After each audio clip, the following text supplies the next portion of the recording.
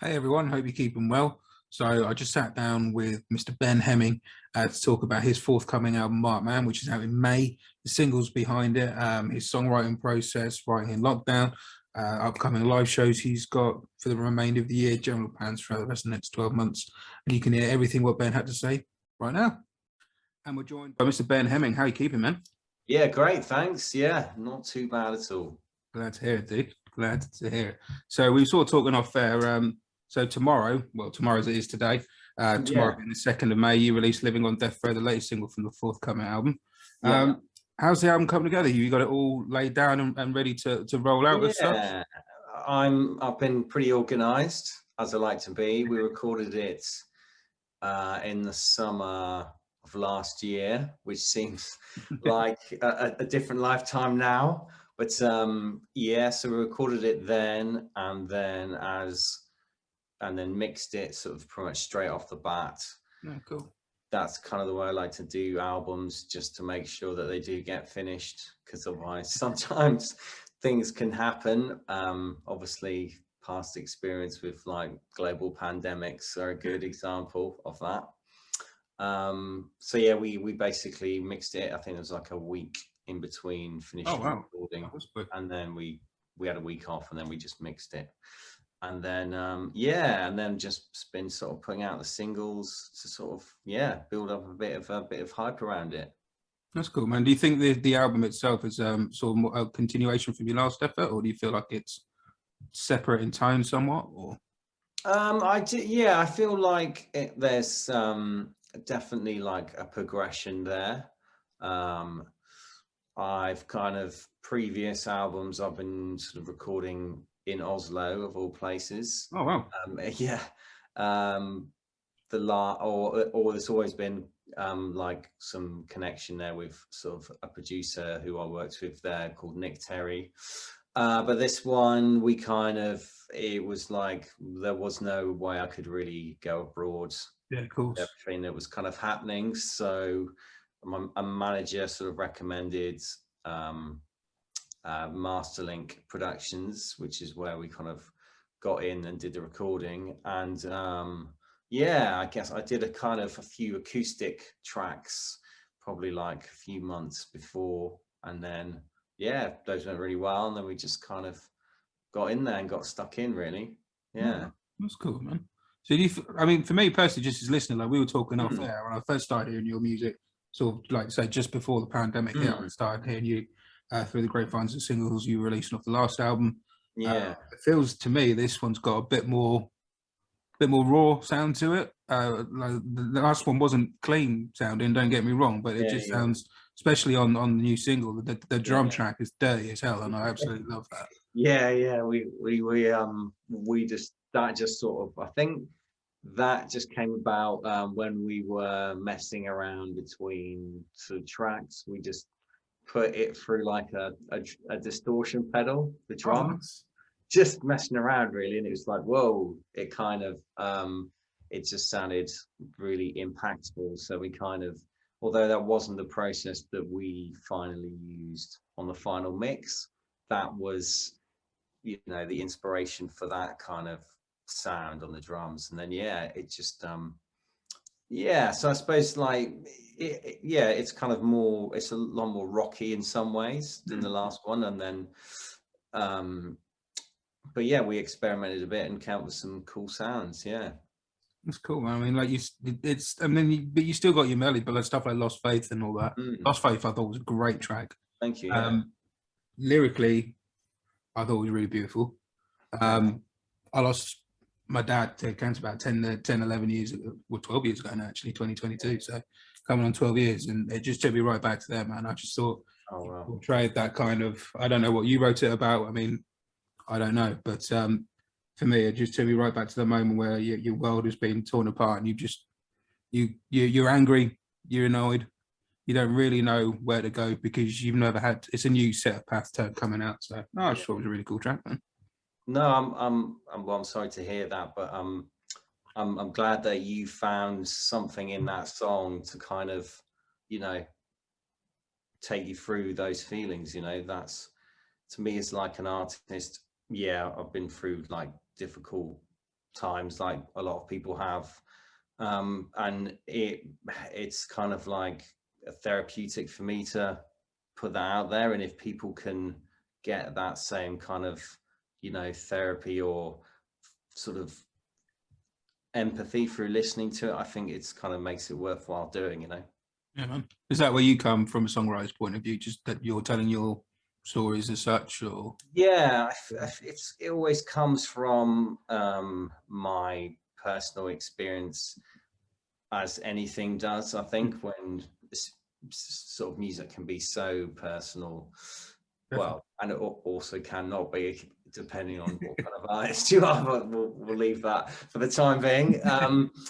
But yeah, I made a decision when I got into doing music that I knew it wasn't going to be easy, because it's not. So if I was going to do it, I was going to do something worthwhile. You know what I mean? Yeah, man. So yeah, I guess that's what my music comes from, is it's the most honest place that it can do, I suppose, really, if that makes sense. No, man, definitely. So when you were like growing up, what was your sort of lightning bolt moment, as it were? Who was it that made you want to pick up guitar or start singing? What started first, the guitar or the singing? I suppose both, really. I mean, it's kind of like it it was funny, like, because I was at school and I remember there was like, they were mentioned about sort of guitar lessons or whatever, and I was like, oh, that's like the person next to me. Well, I might do that, and the person was like, no, you'd just be rubbish, wouldn't bother. I was like, right. And then I was like, yeah, whatever, and I went and did it.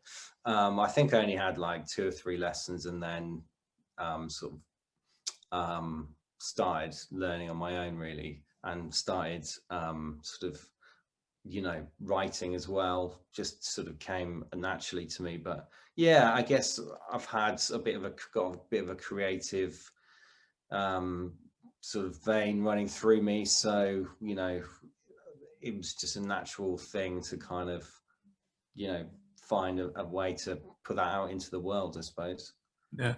And it was those early artists that really inspired you in the direction you wanted to take. And Well, I guess I grew up listening to a lot of sort of like bits of Nirvana and Radiohead and all that sort of stuff.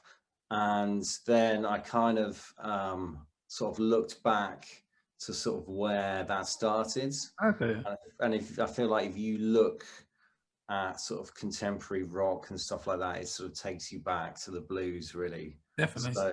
So I kind of went at a bit of a pilgrimage to sort of America, and sort of went to all the big sort of music towns, and sort of that was the point that it sort of really clicked for me, I think, because up to that point I had sort of I hadn't really found my style, my Yeah. voice particularly, I don't think. But then when I got back from that trip, just things just sort of changed for me, I guess. Do you think that was because I was, like you say, like those sort of cities with the big music influence, it's just like running through it, so it was hard not to soak it up? Or Yeah, I think it was everything. It was like, it was an adventure in the truest sense of the word. You had your ups and your downs, and I just sort of took me out of my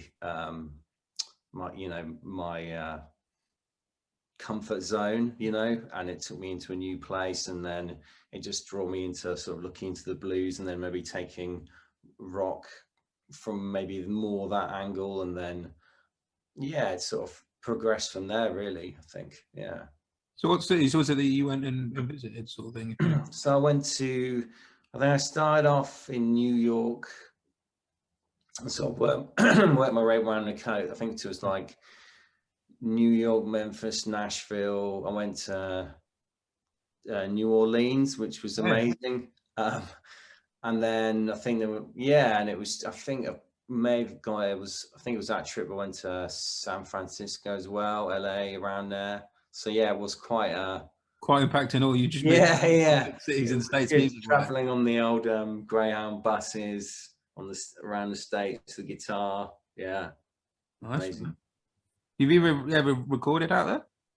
I've never recorded apart from sort of Jack White's sort of Third Man Records in Nashville has like a little recording booth which Oh, do records they? straight to vinyl. So you go in there and you can just play and it just goes straight to vinyl right there in the booth. So That's yeah, pretty cool. that was the only recording that I did out there, just in Third Man Records sort of shop. But yeah, that it was, I'd love to maybe one day, but who knows? And if it doesn't happen one day, just take that. Still Yeah, counts. I did it, I Still did it. counts. Yeah, exactly. Yeah. Same way, I think I was at Download Festival one year, and they had like an open mic stage in where the everyone, well, in the campsite basically, where everyone was. And sort of about 4 in the morning, you could just get up and jam. And me and my mates did that, and I think we've counted that as forever as we've played Download. But Yeah. you got It all counts, mate. All counts. it's all marketing, mate. It's all how you angle it. Yeah, that's exactly it. Exactly it. So, how's the things been for you now that obviously live gigs are returning, and obviously the restrictions are lowered, hopefully forever, because we've all missed this. Yeah. How's that sort of been for you since sort of everything started to relax a little? It's been really busy actually. This year I started booking sort of gigs towards the end of last year, and this year, yeah, it's just been sort of really busy. The amount of bookings that I've had, and then the album coming out this year as well. So it's all kind of sort of leading up to that, and yeah, feels like could be the busiest yet. So fingers crossed. Yeah. Which is refreshing because it felt like, you just lose a year. Yeah. That's what it felt like. I lost a year in my music career, and that's never something you want, No, definitely not. So have you got anything sort of, are you doing like an album launch show or anything for Mark Man coming out, or? So the album's out on the 11th of May, and we're sort of doing touring around the UK basically. There's quite a few dates. There's one on the sort of 12th of Feb at the Bridgewater Arts Centre. No. But the best place if people are interested for that is just to go to my website, which is benhemming.co.uk, and it's like a sort of long list of gigs that I've got I'm doing with my band. Yeah, so it's going to be busy. Nice. So do you record with the same band you tour with, or? Yeah, I do. Yeah, I mean, it tends to be with the album. I basically do all the guitar, and then my drummer and my bass player, and then but I've also got a lead guitarist who comes on the road with me. So we have like a proper 4-piece sort of band sort of thing. Nice. Yeah. I just wanted because you want to like fatten up those songs live, or? So what was that? Is that just because you want to keep those sort of the songs as full as possible live? Yeah. I mean, I do acoustic sort of solo stuff as well, but yeah, I feel like you can't really beat that experience of playing with a band as well. It's just more fun, No, yeah, definitely. Like you say, you've got the bouncing ideas off. You've got that connection, and if all goes terribly wrong, you got someone else to blame as well. Yeah. just just stand back and just let them deal with it. Yeah. Because no, it's that's part of music, isn't it? Sort of playing with other people. Yeah. Oh, definitely. Like you say, it's all about that interaction. So yeah, definitely without doubt. So are you releasing any more singles before the album's out, or? Yes, I mean, there's I'm looking to put out one more single, which is a title track to the album. So that'll be coming out. I think it's was it January, February, March time, around like that. More details coming about that. I've just not quite exactly pinned that one down yet. Yeah. That'll be coming out, and then it'll be the album basically on the 11th. Yeah. That's cool, man. Is that I've been loving what you've been doing with the videos as well, man. Thanks, man. Yeah. I come from a slightly sort of editing TV background, so okay. It's kind of important for me to put across that visual element to the videos, and I also think it's it's an important part of putting out an album or singles, having that the music video and stuff think it's pretty important. I think so. Like you say, it helps with that visual aspect of the story behind the song, and you know, it's another avenue for a lot of people just sit there and skip through YouTube or whatever they're watching things. Yeah, it helps. I just think it helps give a bit more depth to what you're doing, sort of thing. Yeah, definitely. So did you edit and produce the videos yourself then, if you came from yeah, I edited them and sort of directed them, and I've got this a cameraman that I work with who we've been working with on these singles, and they've been coming out really well. You know, they've sort of worked really nicely, I think. I think so, man. I've been really enjoying them. It's been good. I think the one coming up for Living on Death Row was probably a challenging shoot, just because it was so cold. More than anything. I mean, it's kind of well, it's coming out very soon, but it's like a lot of walking in the sort of back streets of London, and at night and in the day. But it was just that particular day we filmed it, it was just freezing, and it was raining as well at points. So it was pretty miserable. It's never fun. It's never fun. No, that wasn't fun, but it looks good, so you know. That's the main thing. I was helping a mate's band of mine film a music video last Saturday gone. And we were filming in this field near where he lives, and unfortunately the winds were quite high. So anytime we were trying to get decent take, the cymbals were catching on the drums, and it's weather, isn't it? So if we were in LA, you know, we could just go out any day of the week. Just go pull out on the beach, and you saw it. In England, you got to deal with the weather. Yeah, you got a plan for that, definitely. But equally, they don't get the sort of the aesthetics of we get from that weather. So true, you know. So just be nice if we could all afford green screens, and then we could just work it out anyway. So what's the rest of the year looking like for you, though, other than the sort of album launch? It's it's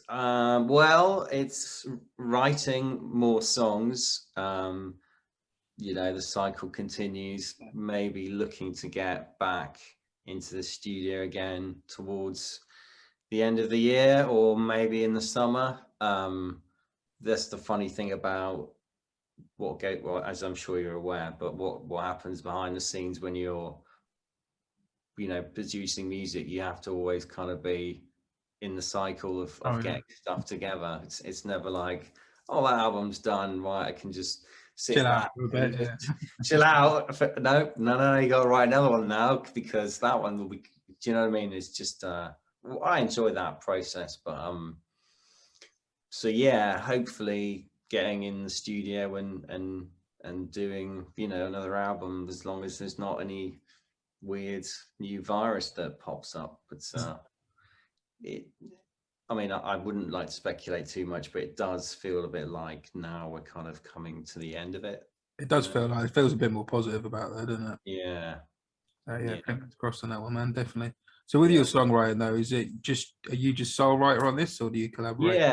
I kind of the way I kind of work is I have like a music room, which is this room, and there's some guitars and stuff in the other corner there, and I basically sit and I'll just play around on the guitar, and a riff will come to me, and like a melody will come to me, and I'll sort of write a song that way, and then I'll sort of take the finished song to my band, and they'll kind of do some drum parts and stuff like that. But I sort of demo it myself at home on my computer, just so it's down.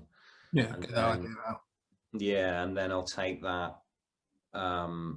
sort of we'll rehearse it with my band, and then I'll take it to the studio, to the producer, really.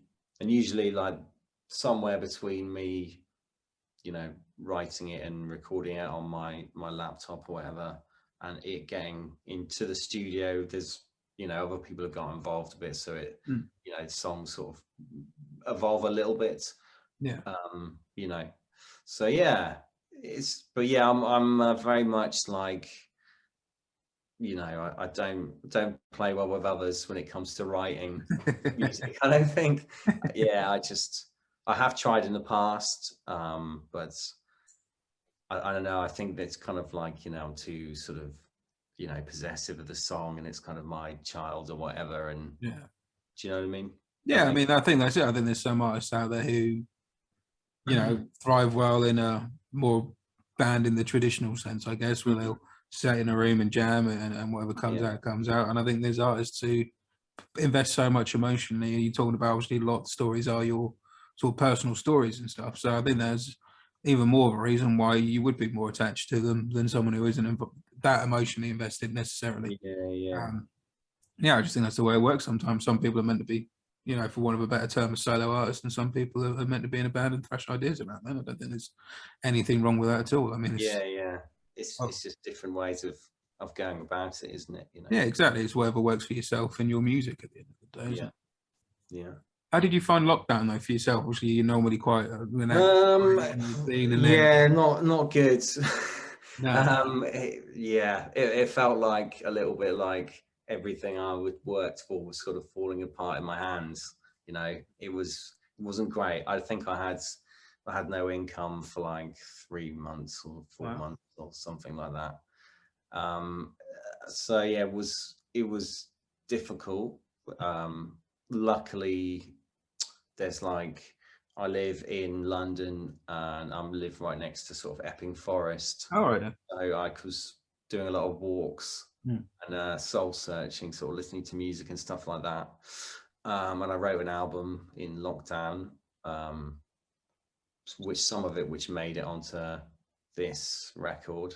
Okay. Some of yeah, but I didn't want it to be like a sort of a lockdown album, you know what I mean? No. And let everyone sort of, there's a lot of people who've done that. It's more just about um, there was more songs added to it, you know, which were more recently written. But yeah, it was difficult. I feel like a lot of, obviously for a lot of people, it was difficult. You know, Of course. it was a tricky one. Yeah, but glad it's over now. Yeah, definitely. I think there's, I think some people, like you said, have gone out and done a solid album about lockdown. I think equally as a songwriter, it'd be hard to do an album and it not tip the hat even a little bit to that. Yeah, I think yeah. when the world has gone through what it's gone through, I it's going to bleed in some way. I would have thought. Yeah, I just feel like it's almost like in 5 years' time, people are going to be, why is everyone wearing masks in these music videos and Yeah, everything? And they'll be like, oh yeah, it was because that thing happened, wasn't it? So I yeah, don't want it to be to date it so much. yeah. Do you No, know what I mean? yeah, And I feel like um, I feel that we will go back to normal. I mean, obviously there will be more mask wearing in a wires, I think, but I do believe in 5 years we'll be like, yeah, that thing happened, didn't it? Wow.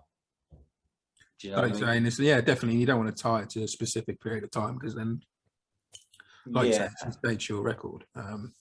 yeah. I mean, you do in some respect. You're always going to be victim to that, being a product of your time a bit, but I also try to do something which is a bit more, you know, encompassing, I suppose, if that makes sense. Oh yeah, man, definitely. It's just one of those things, isn't it? Like you say, you don't want to date it, but equally, it's every album I've ever listened to from what I would call, without just being disrespectful to anybody, because I do like songs that are just fun, but you know, more of a songwriter's album as such. Mm. They do tend to be a snapshot of that period of time when they wrote it, because that's Yeah, just naturally yeah. happen, man. But just the way it goes. I think you're right, though. I think, you know, it is going to get better. I think I'd love to think that I know we're still seeing some gigs getting cancelled and stuff, but Mm. equally, I'd like to think it's starting to get better. I know I've been to some shows since the lockdowns got restricted, and Yeah, it is that thing when you walk into a gig and you think, how am I supposed to act now?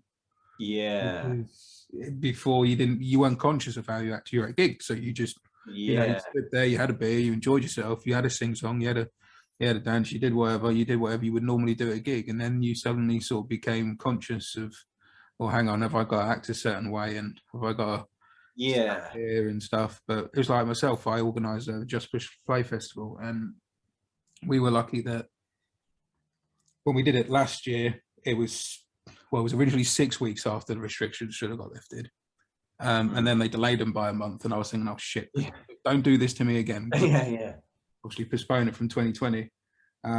And people said to me afterwards, was it weird, like doing the show? I was like, the weird thing about doing the show was that it wasn't weird, because everybody had, the artists I had on the bill wanted to play, and they've been craving playing, obviously not having done a gig for a while.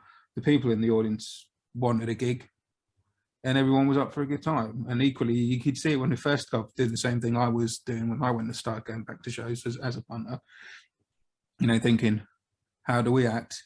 Are we allowed to stand this close to someone? Do I have to stand back? Do I have to wear a mask at all times? Am I supposed to be doing this? And then once people, for want of a better term, relaxed, and just was enjoying the moment, that kind of thought process doesn't go, because, it's like yourself at a gig, you're watching the artist, you're in that moment. There's very much a sort of artist and audience member sort of connection, and equally amongst the audience members. And it's just, everyone fell back into it. So I don't think it'll take too long before people just fall back into it. No, I mean, honestly, I remember going out, sort of partying not too long, maybe after everything was sort of lifted, and just being in a bar, in a club with my friends, and just thinking, wow, it's not even like it's over. It's like it's never happened. Yeah. That's what it was like at that particular moment. I don't think it's always like that, but there was a moment where I was like, oh, just looking around, thinking, oh, it's like it never even happened. So yeah, I'm optimistic that, come the summer or something, we'll be, people will forget about that side of it a little bit, I think. I hope so, mate. I hope so. Yeah. It's just like I say, hope live music returns. Hope we get more. So that's what we've all missed. Everyone in this earth has missed. Well, whatever music they're into, they've missed it. Whether it is blues, rock, rap, country, whatever it is that people are into. It's just that human interaction. You see, I was chatting to people, my friends of mine, who, because of family ailments and stuff, haven't seen people for like a year, and it's just, I mean, Zoom's great for doing interviews, and I think everybody utilised it a little bit to try and see people and family and friends and stuff, but it's not the same as being in the room with each other. It's like the same as good as some of the live stream music shows that I watched, some live stream band gigs, some acoustic stuff I saw, which was quite cool, because it was the closest thing we had to live music. You're not going to beat being in the room and watching that performer live. Doesn't beat it. Yeah, I think I did a few sort of live streams, but there's a point where I was just like, yeah, no, I think I've done enough, and I was just like, I'm just gonna wait now until I can get those gig bookings going again. You know what I mean? Yeah, man. It's weird. I think I was talking to a friend about it who's a comedian, and he was saying about how he did some live streams as a comedian, which That I must thought have was been weird. so weird. And he said that other comedians were like, because it was like a night they were doing it, so Nice. other comedians were like sat on the Zoom as well, just laughing at each other's jokes and stuff. And it was just like, this is, Yeah, that must have been bizarre. It's weird well, enough. you just, because that really is such, well, it's just, and it is the same with music. You really do have that feeding off the audience. So when you finish the song and there's no applause, and you just look around and you realize you're in your room or whatever, Yeah. it's difficult, isn't it? Yeah.